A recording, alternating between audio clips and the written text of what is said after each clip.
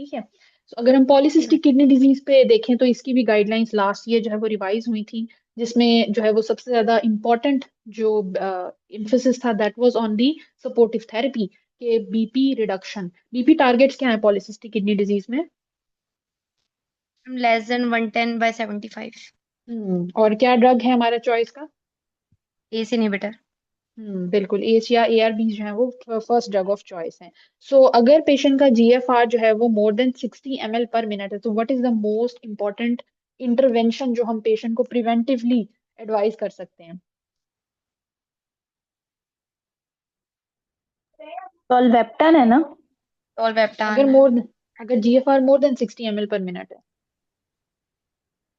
Hydration increase करेंगे हम, patient का वाटर हाइड्रेशन, मैंने इसी को जूम भी किया था, ठीक है। ऑस्मोलैरिटी को मेंटेन रखना। हाँ बिल्कुल, हम उसको जो है वो 2 to 3 लीटर्स पर डे जो है वो हम देंगे, स्पेशली जब जीएफआर मोर देन 60 ml/minute हो, ताकि जो है वो पेशेंट की यूरिन ऑस्मोलैरिटी जो है वो हम लो मेंटेन कर सकते हैं, सिस्ट डेवलपमेंट और सिस्ट की ग्रोथ जो है उसको हम रिस्ट्रिक्ट कर सकें। और दूसरा जो हमारे पास ड्रग आया है टेम्पो ट्रायल के रिजल्ट में, दैट इज टोलवेप्टान। टेम्पो ट्रायल में क्या डिस्कस किया गया था, क्या देखा गया था? अच्छा, टेम्पो ट्रायल में सबसे पहले तो टेस्ट किस चीज को किया गया था? अगेन हम उसी तरह से उसी अपने फॉर्मेट पे चलेंगे कि टोलवेप्टान टेस्ट किया था वर्सेस प्लेसिबो। किस ग्रुप में टेस्ट किया गया था? हमने ये देखा था कि टोलवेप्टान को हमने चेक किया था लो रिस्क पेशेंट्स में, एडीपीकेडी के वो पेशेंट जिनका जीएफआर जो है वो मोर देन 60 ml/minute था। एक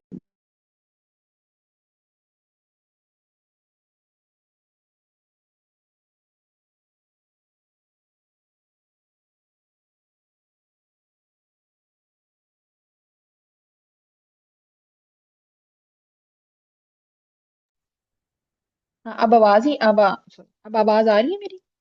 जी मैडम, आ रही है।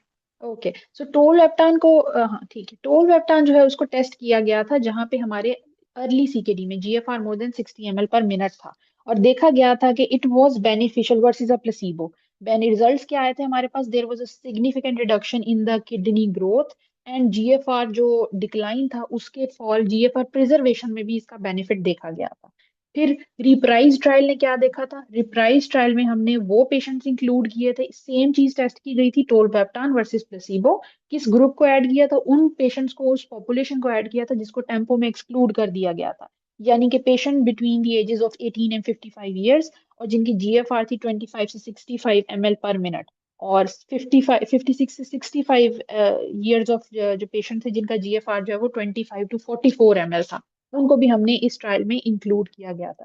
सिमिलर जो है वो हमारे पास रिजल्ट्स आए थे कि जीएफआर प्रिजर्वेशन भी थी, ग्रोथ रेट स्लो हुए थे, ऑल्दो जो एडवर्स इवेंट्स थे that was definitely higher with tolvaptan, but benefit, risk versus benefit में हमें बेनिफिट्स ज्यादा मिले थे as compared to the risk, जबकि डिजीज ड्रग की वजह से डिसकंटिन्यूएशन जो है वो कम की गई थी। इसी के बेसिस, इन दो ट्रायल्स की बेसिस पे tolvaptan has been approved for the treatment in ADPKD patient. In ADPKD, अब आपसे अगर डिस्कशन होती है एडीपीकेडी में, तो क्या, कौन सा ग्रुप ऑफ पेशेंट्स है जिनमें आप टोलवेप्टान स्टार्ट करेंगे? कौन, who are the ideal candidates for treatment with tolvaptan? वही जिनका जीएफआर ज्यादा है 18। 25 से। एक तो हम्म 25 से जीएफआर जिसका ज्यादा है, और प्रायर हम्म हम लोग जो है ना, अगर किसी को लिवर फंक्शन का कोई मसला नहीं है, क्योंकि एलएफटीज खराब करेगा ना ये। और कौन से मैडम दूसरा जो है एज वो? क्राइटेरिया रखा था 18 से जो है हम्म ना 75 ईयर्स तक का। दूसरा वेरी किडनी गुड। वॉल्यूम जो था ना ग्रेटर देन 750 ml था। और किडनी साइजेस जो थे ना ग्रेटर देन सिक्सटीन पॉइंट हम्म फाइव सेंटीमीटर थे। और वो ठीक है। पेशेंट जिनका जीएफआर जो है ना 3% से ज्यादा पर ईयर जो है ना डिक्लाइन हो रहा था। और कोई चीज जिसकी बेसिस पे हम कहते हैं कि हम इस पेशेंट में भी ट्राई करेंगे? मैडम इसके वो देखी थी ना स्टेजिंग, जिसमें वन हाँ सी से लेकर 1E तक जो है ना। बिल्कुल बिल्कुल, एग्जैक्टली, तो ये हमारे जो है वो इंडिकेटर्स हैं कि किन पेशेंट में हम टोलवेप्टान स्टार्ट करेंगे। कब डिसकंटिन्यू करते हैं? मैंने, आपने बताया ना जीएफआर अगर मोर देन 25 ml/minute है तो हम स्टार्ट कर जीएफआर सकते हैं। मैडम, हाँ, अगर लेस देन जो है ना डिक्लाइनिंग जा रहा हो, या जो है ना इसके बहुत सारे हैं कि जो है ना कॉन्ट्राइंडिकेशन, अगर साइटोक्रोम जो हम्म 450 की ड्रग्स है उनसे इंट्रैक्शंस आ रहे हो, तो उसमें भी जो है ना हम्म फिर बंद करनी पड़ती हैं। या लीवर टॉक्सिसिटी हम्म ज्यादा हो रही हो, फिर वो देखना पड़ता है कि इटसेल्फ ड्रग की वजह से हो रही है या कोई और सेकेंडरी कॉज है लीवर का। तो अगर वो सही हो जाता है हम्म सेकेंडरी कॉज, तो फिर दोबारा से जो है ना रीस्टार्ट करते हैं। वरना अगर परमानेंट बार बार लीवर फेलियर में जाता है, तो फिर हम्म परमानेंटली जो है ना स्टॉप कर दी जाती है। बिल्कुल। ठीक है, इसके अगर अलावा मैं प्रेगनेंसी, आपसे लैक्टेशन पिन हो गई। पॉइंट पूछूं, अगर मैं पिन पॉइंट पूछूं कि ये मुझे चार जो है वो बताएं कॉन्ट्रा इंडिकेशंस के जिनमें आप दे ही नहीं सकते, वो कौन से मैडम एक पेशेंट्स तो हैं? ये है कि पेशेंट जो हाइपरनेट्रीमिया वाले जो पेशेंट्स होते हैं, जो हम्म। डिहाइड्रेटेड वाले होते हैं, हो ठीक गया है, एक अच्छा। जीएफआर, एक जीएफआर लॉस का हो गया, एक लीवर टॉक्सिसिटी वाली चीज हो गई। अच्छा, जो कॉन्ट्राइंडिकेशन है ना वो एब्सोल्यूट कॉन्ट्राइंडिकेशन, उसमें आ जाती है प्रेगनेंसी, लैक्टेटिंग मदर्स, ठीक है। थर्स्ट की अगर परसेप्शन ना हो जिन पेशेंट्स में, हाँ बिल्कुल, या थर्स्ट की एक्सेस टू परसेप्शन वाटर। ना हो, प्रेगनेंसी हो, लैक्टेटिंग मदर्स हो, किसी पेशेंट को अगर यूरिनरी ट्रैक्ट ऑब्स्ट्रक्शन है दैट इज नॉन रिवर्सिबल, उसे आप नहीं देंगे। और ये जिस तरह से आपने भी बताया ना कि जिसमें थर्स्ट परसेप्शन ना हो, या any patient who has a increase risk of volume depletion, या ऑलरेडी किसी पेशेंट में लिवर डिस्फंक्शन हो। अच्छा, एक दफा मैंने एक पेशेंट में स्टार्ट कर दी जिसका जीएफआर मोर देन 25 ml/minute था, तो हम कब तक इसको कंटिन्यू कर सकते हैं, या किस पॉइंट पे जाके मैं इसको डिसकंटिन्यू करूंगी? हम जब तक डायलिसिस पे नहीं आ जाता तब तक हम कर सकते हैं कंटिन्यू। बिल्कुल एग्जैक्टली exactly। तो चाहे पेशेंट की जीएफआर लेस देन 25 ml भी हो जाए, चाहे उसकी एज मोर देन 55 ईयर्स भी हो जाए, तो हम उसको किडनी ट्रांसप्लांट के सॉरी रीनल रिप्लेसमेंट थेरेपी की इनिशिएशन तक कंटिन्यू कर सकते हैं टोलवेप्टान को। अच्छा, तो अगर इंडिकेशंस क्या हैं, एक पेशेंट जो एडीपीकेडी के पेशेंट है वो ट्रांसप्लांट के लिए प्रोसीड कर रहा है, कब उसमें नेफ्रेक्टमी करेंगे?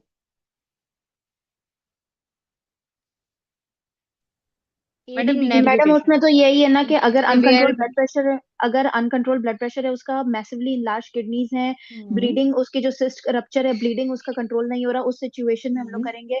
और एक और भी बिल्कुल। था, एक और भी था, चार थे। Make room for a graft, अगर हाँ बहुत ही ग्राफ्टिंग के लार्ज। लिए जो है ना, अगर और प्लेस ना किस हो तो उसके लिए भी। बिल्कुल ठीक है। और कौन सा आइडियल टाइम है कि हम कब नेफ्रेक्टमी करें? मैडम एक तो ड्यूरिंग भी कर सकते हैं और आफ्टर भी कर सकते हैं। बिल्कुल, हाँ, साइमल्टेनियसली भी कर सकते हैं, ड्यूरिंग या फिर आफ्टर भी कर सकते हैं, लेकिन बिफोर जो है वो ट्रांसप्लांट रिकमेंडेड नहीं है। ठीक है। सो जो है ना ये हमारा जो है वो इस वक्त टोलवेप्टान जो है वो रिकमेंडेड है। उसके अलावा जो एम टॉर इनहिबिटर्स हैं वो रिकमेंडेड हैं? नहीं मैडम, एमटोर स्टार्ट तो हुई थी लेकिन उसका कोई अच्छा रोल नहीं आया था, जो एवरोलिमस हम्म। उन्होंने स्टार्ट की थी, फिर उसके बिल्कुल बाद जो है ना स्टॉप बिल्कुल कर दी गई थी। नहीं की थी। और स्टेटिन? स्टैटिन्स का तो मैडम अभी चल रहा है, जो न्यू ट्रायल्स हैं अभी ये आती करंटली हैं हमारी कुछ। गाइडलाइन में किडीगो की जो रीसेंट गाइडलाइंस है उनके अकॉर्डिंग जो ड्रग्स टेस्ट हुए लेकिन नहीं बेनिफिट था, उनमें आपके आ जाते हैं एमटॉर इनहिबिटर्स, स्टेटिन्स, मेटफॉर्मिन और एसजीएलटी2। इनकी कोई रिकमेंडेशन और कोई बेनिफिट नहीं देखा गया एडीपीकेडी पेशेंट में। तो टोलवेप्टान के अलावा कौन सा ड्रग है, कोई और ड्रग है जो हम ट्राई करते हैं अपने पेशेंट्स में?